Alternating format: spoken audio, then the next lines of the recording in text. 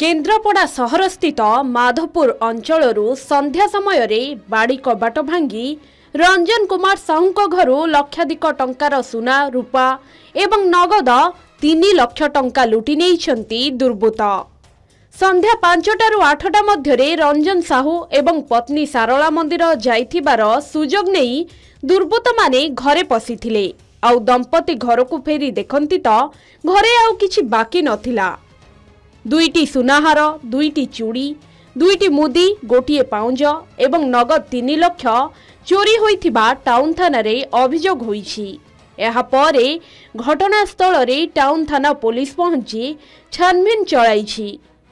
गत 7 दिन मध्यरे जिल्लार विभिन्न स्थान रे चोरी हेउथिबारु पुलिस स्वतंत्र टीम जरिया रे दुर्बृत्तंकु धरिबाकु चेष्टा करूछि। केन्द्रापड़ा टाउन थाना रे मामला रुजु होई तदंत चलिछि। चोरी हो काली संध्या 5टारू 8टा भितर घर कबाट ताड़िकिना चोरी कर गडरेज ताड़िकी सारला पाक जाइली 5टा घर बाहरिकिना मिसेस आसुले भुवनेश्वर पहुँचे बोली मुझे पहुँच मु जाऊँ घर कबाट आउज दे मेन गेटा ताला देकिना जाइली से संध्या 5टारू 8टा भितर से 8टार पहुँची से देखी पछ तड़ाई ये कबाट माने खोली गडरे ताड़िकिना सब नहीं जाइछन।